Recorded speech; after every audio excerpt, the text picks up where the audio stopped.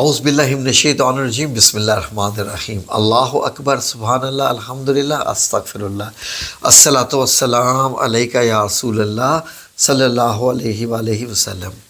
ناظرین، چہرے بولتے ہیں، کوئی شک نہیں، لیکن بعض چہرے ایسے ہوتے ہیں ناظرین کہ جب ان کی طرف دیکھیں تو دیکھتے رہنے کو دل کرتا ہے۔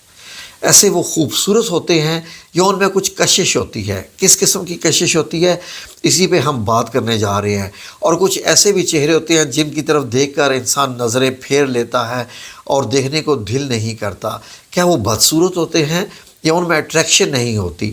آئیں اس پہ آج ہم بات کریں کہ قیافہ شناسی کا علم کیا ہے اور یہ کیسے آخرکار لوگ پہچان لیتے ہیں، یا کوئی علم بھی ہے۔ اگر کسی کو اللہ رب العزت نے یہ قوت نہیں دی ہوئی ہے چہرہ پڑھنے کی، تو کیا ہم کسی علم کی وجہ سے اس کو جان سکتے ہیں؟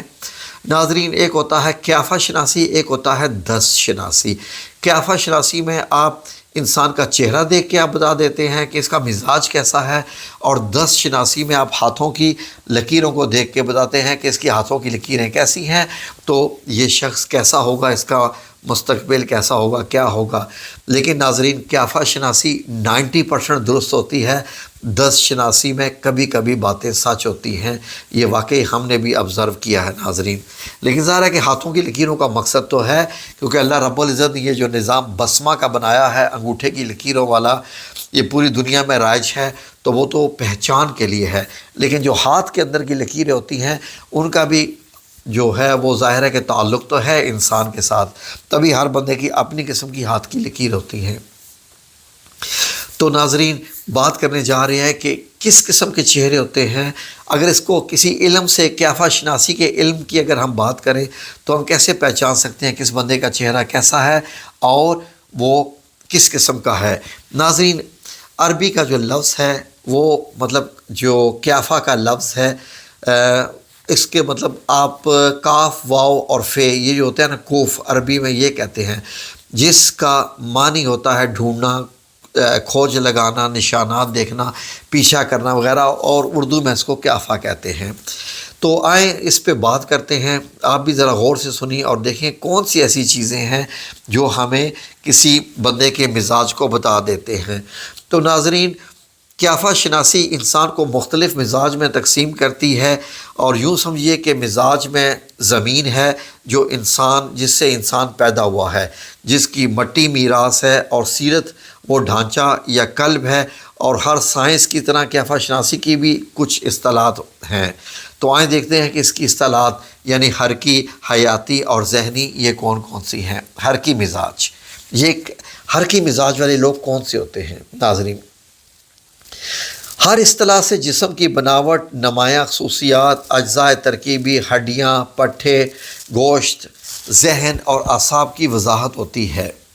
حرکی مزاج والے شخص کی ہڈیاں، پٹھے اور رگیں کافی نمایاں ہوتی ہیں، چہرے پہ گوشت کم نظر آتا ہے، اور یہ پٹھے وغیرہ اور ہڈیاں زیادہ نظر آتی ہیں اس کی۔ آپ دیکھیں گے کہ اس کی پیشانی، ناک، رخسار اور جبڑے کی ہڈیاں نمایاں ہوتی ہیں۔ بلوغت کو پہنچ کر ہڈیوں میں کوئی خاص تبدیلی واقع نہیں ہوتی، تو گو اعصاب اور نسیں جین بدلتی رہتی ہیں۔ اس مزاج کی خصوصیت جسم، چہرہ، ہاتھ اور پاؤں کی لمبائی سے ہے۔ چہرہ بناوٹ میں کتابی ہوتا ہے۔ ایسا شخص مضبوط، سرگرم، مستعد، صاحب عمل ہوتا ہے، اور اس کے چہرے اور اس کے جذبات میں جو ہے وہ شدت اور حرکات میں آزادی ہوتی ہے۔ اس کی عقل مندی اس میں کافی زیادہ ہوتی ہے۔ پیش چلنے والے، کھوج لگانے والے، تحقیق اور تفتیش کرنے والے، فوجی لیڈر، یہ سب حرکی مزاج کے لوگ ہوتے ہیں۔